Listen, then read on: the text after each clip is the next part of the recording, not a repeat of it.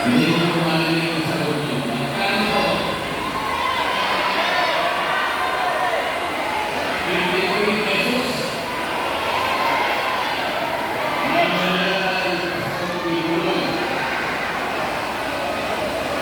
Mura po ba ang silid ng kuryente sa ating bansa?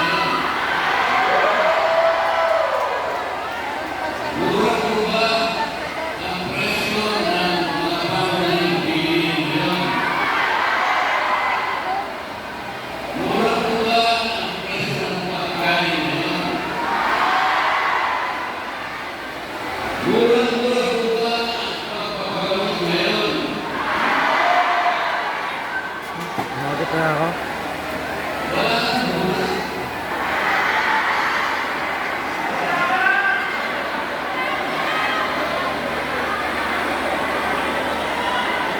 Mapapamura na talaga.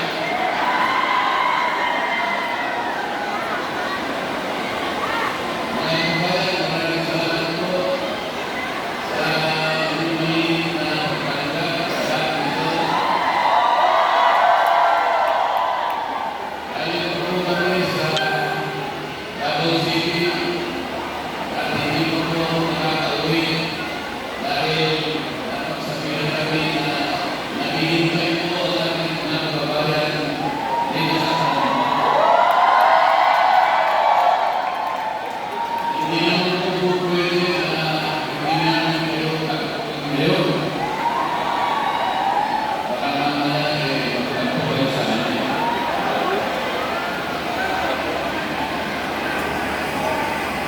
Bakit po imbes na maging mura ang mga bilihin, ang pagkain, ang kuryente, at lahat ng bagay na kailangan mamamayan para sa iyong buhay ay wala nang tingin ng pagkaas. Bakit po ba? Dahil po sa madalang katiwalian at korupsyon sa ating bansa. Mahulog na po ang ating bansa sa korupsyon. Meron lang po natutal sa akin na isang litrato sa Bible. Meron po isang flood control project. Hindi pa po dumarating ang baha. Wala pa pong tubig. Nag-iba po ang project. Kaya nalagay po dun sa kanyang binota. Flood control project, 80% lupa, plus 15% simento, plus 5% bakal, equals pera. Napakasarap po talaga. Ngayon po, darating na naman po ang mga kandidato bilang senador sa kabilang kampo. Lalaki po silang lahat sa iyo para sa ganon ay huli na inyong mahalagang tulong upang sila ay huli mailunod sa kanilang mga puso. Hindi ba ninyo itatanong sa kanila? Bakit po kayo lumalapit na naman sa akin? Samantalang itutulog po na ipinangako ninyo sa akin maraming panahon na nakararaan ay wala naman natupad. Yung pangako po ninyo na magandang buhay, na mailagay niyo po kami sa magandang kalagayan na nasa alam ko. Nakakit sila sa inyo, mayroon dala-dalang konting ayuda. Tawag po nila din sa mga ayuda, akak, lais, tupad, at kung ano. Ipapalagay na po natin ang matatanggap ng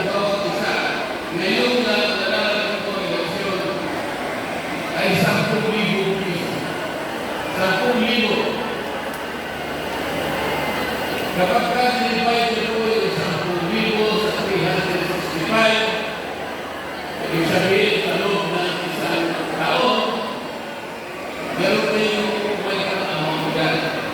Ano man ang mga kwenta nyo, i-divide ko by 6. Sapagkat ang termino ng isang senador ay 6 na taon.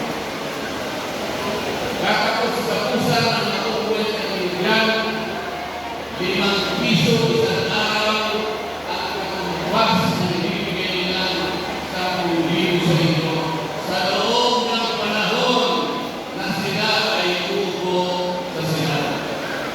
5 piso po. 5 piso kapag ng 2 o kaya 2 pinta. Yan po ba na inaasahan ang bawat isang mamamayang Pilipino? Yan po ba itinapangako nila sa pagsisigil sa inyo? Lalapit sila sa inyo, iabot ang konting pera, mapaligaya ko. Mapaligaya siguro kayo. Baka wala kang sasara. Baka nakakarawan, wala kang binibigay. At kakapagpuno sa loob ng 6 na taon, 5 piso sa harap ng napakamahal na bilihin na sa araw-araw ay naghihinang sa bawat isang Pilipino. Maawa ko kayo sa ating bansa. Maawa kayo sa inyong pamilya. Huwag kayo papayag na isultuhin kayo. Ang Pilipino ay mayroong dalan. Ang Pilipino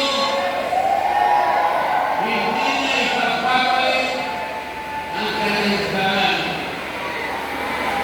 Ayaw ng Pilipino ay ugat. Alam po ninyo ang ay ugat. Kailangan na ang tunay din sa panahon ng krisis. Nasusugan, tulugan, napagyo, napaha, tulugan mo. Yan yung galing. Pero kaya sa pupunta, dala-dala yung ayuda sa'yo. Para sa ganon, ay maling lang kanya. Para sa ganon, sa akin ng pera dala-dala niya, baka sakaling ikaw ay maibigong niya. Binabayaran niya ang buro. Huwag po ninyong ipagbibigay kinabukasan ng Pilipino.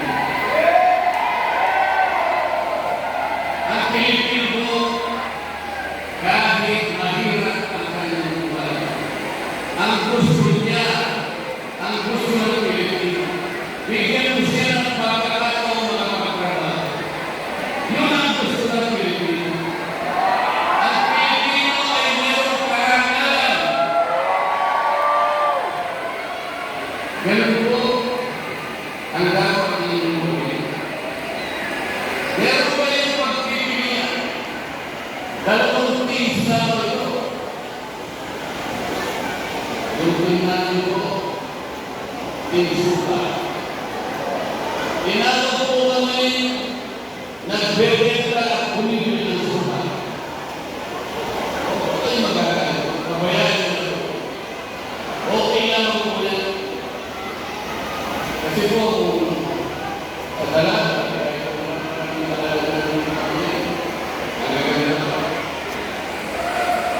kapag ang talaga may asin, okay nito. Ang tinsuka ay may asin. Kung kabila,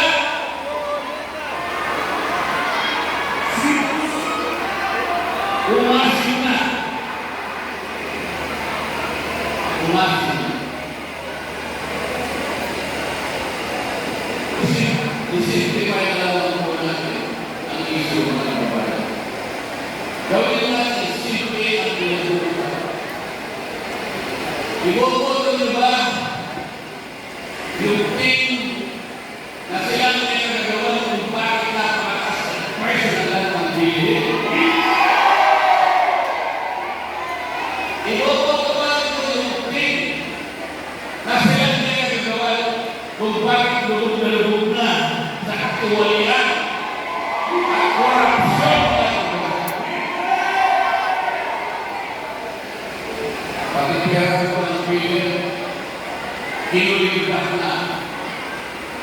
Pati pera ng PBIC, inulipat na.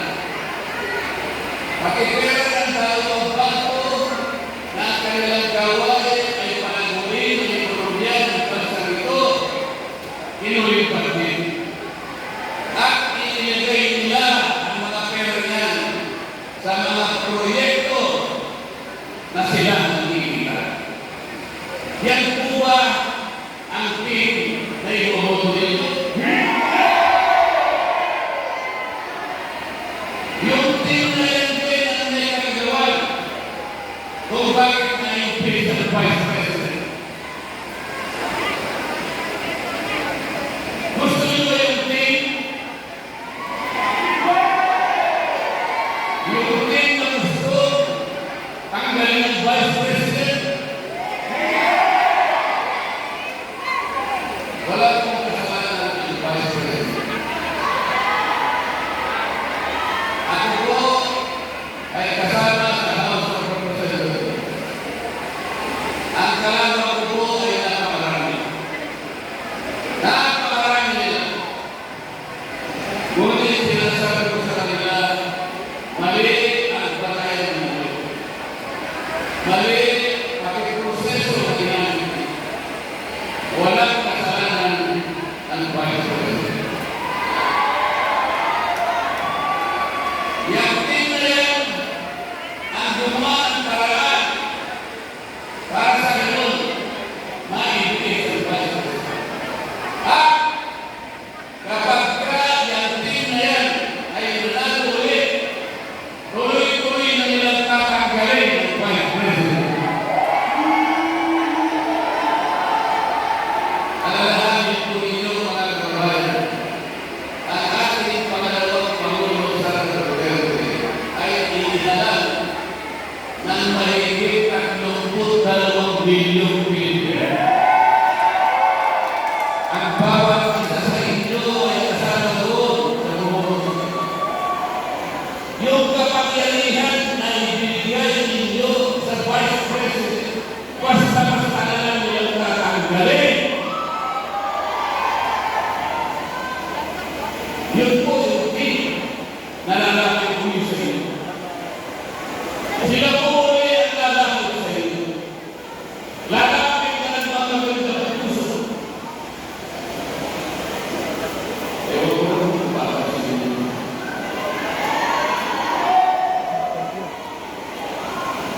Yung team suka, sila lamang ang nakakaalam kung paano i-address ang lahat ng hamon na kinaharap natin. Ang tinsuka na nandito sa inyong harap ulit, sila lamang ang magtatanggol sa kapalaran ng Vice President. Wala na iba. Sa sandaling makahanap sila ng 16 na senador sa susunod na Kongreso, sa susunod na Senado, makatanggol po ang ating Vice President. Yan po ang kanilang susunod. Kaya ang gusto po nila, 12-0. 12-0. Walang nanalo isa man sa PDP laban. Yun ang kanilang gusto.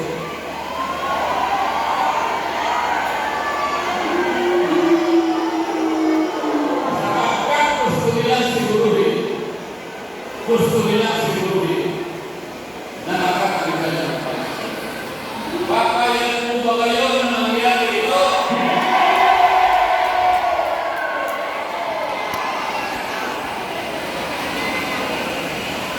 Ang pinitilawan, sila lamang ang meron na kayahan na imakanggol at pigilin ang kanilang mga balaki. Mahal po natin Pilipinas. Sabihin natin ang ating bansa. Kilala po ninyo kung sino-sino yung mga kandidato sa kabilang din.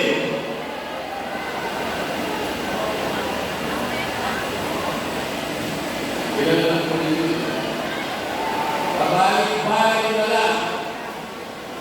Pabalik-balik. Yung karamihan sa kanila, nakabalik na ngayon. Dalawa, tatlo, hanggang apat na beses na nakabalik na sila. Ano ang kanilang bukaya sa inyo? Anong mukha ang yan? Kaya lang tulong sila ng tao. Paglapit po, ang totoo yan, hindi po sinuwala ng personal. Ang ginagamit nila television, ang ginagamit nila radyo, mga kapuling, kung ano-ano, sapagkat nahihiya sila na lumapit sa inyo. Kapagkat titignan nyo sila sa kanilang mga mata, hindi sila makakatingin sa inyo. Ngunit ang titigilan, sila po, titignan kayo straight in the eye.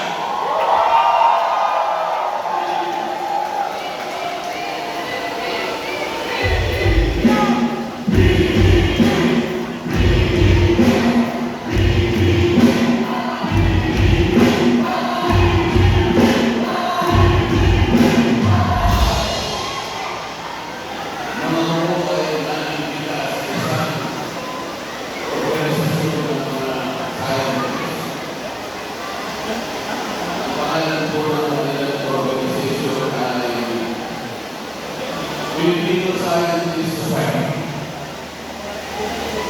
Ang kanilang 81st founding anniversary po ay pumunta sa kanila sapagkat inigilaan nito ang mga pagsandalan. Marami po nila na-invento ng mga kami na mahalaga ang magagamit ang bawat sa kanila. Baka hindi po iwala yung Filipino Inventor Society. Sila po ang na-invento ng karaoke. Sila rin ang na-invento ng yoyo. Filipino. Sila po yung na-invento ng bamboo incubator. Na-invento po sila ng ang Singapore portable boat. Mahalaga ng bagay. At saka isang napakahalagang pagpili na ginagawa sa ating mga. Meron din po sila na-invento 3-in-1 baby. Pagkipala yung banal na pesa, sila pala ang mahalaga. Pinanong ko po sila at ako po ulit. Napakarami po po rin yung nagawa ng pesa para sa ating mga mamamuli. Bakit nakalimutan po dito ang isa sa kanilang mahalaga, lalong po sa panahon ng pesa. Kasi po ba, sa dami po ng mga kumakagbigal, nahihirapan po yung ating mga mamamayan na pumili. Yung iba po kasi naililigaw. Kapag may kalagalan, kumanong. Yung katangian po, mahirap po sukat. Kung ano lang karanasan, anong experience, nahihirapan po ang ating mga. Pero kung na-invento po kayo ng isang aparato, ilalagay po natin sa harapan ng kontinent kung siyempre rules. Simple-simple lang po ang gagawin nyo. Lahat po ng kumakang nila ng mga senador, pagkaanin po natin sa aparato. Para ng mga scanner na pagkawin po yung wala pa rin sa ibang masa, kumakang po kayo sa isang scanner. Yung lagi po rin yung parakalan ng isang makina at tutulong-tulong yan kung meron kung ayaw. Kanalhin, pati po kayo kailangan po na talagang malinis ang katawan ng mga ngayon, makalalagpas dahil sa mekanismo. Ang sabi ko, kung kayo po naka-invento ng aparato katulad doon, lahat po ng kandidato sa ito, kapag tulog at nagkulay-kulay disqualified. Hindi pwede. Hindi ka pwede magsilbi. Wala kang gagawin mabuti sa mga mangyayari. O, ginagawa ko kayo. Alam po ninyo ang lahat po ng senador at senador. Hindi ko po alam kung mayroong papasa kung sa kabilang team.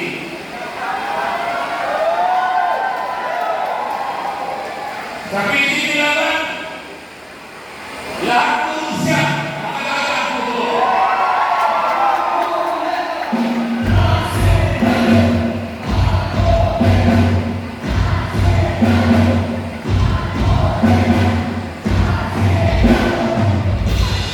Nakikiusap po ako na dalhin po ninyo yung buong slip ng PDP.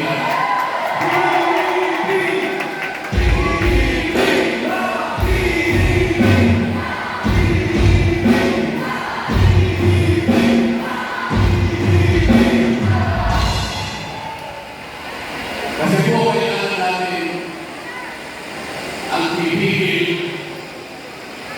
para hindi matanggal ang vice president.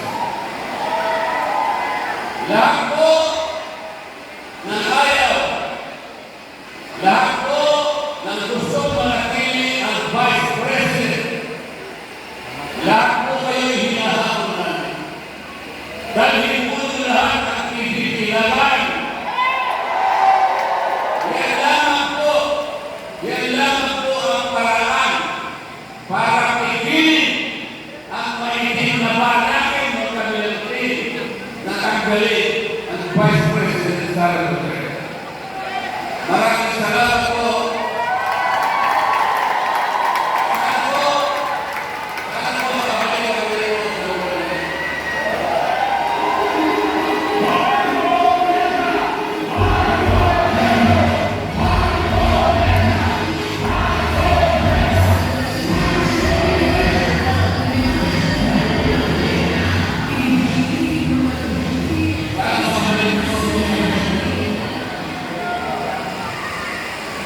Aalikan ko ba yung lahat? Ang balikan mga bilang grant na senador ng ating republika. Maraming salamat po.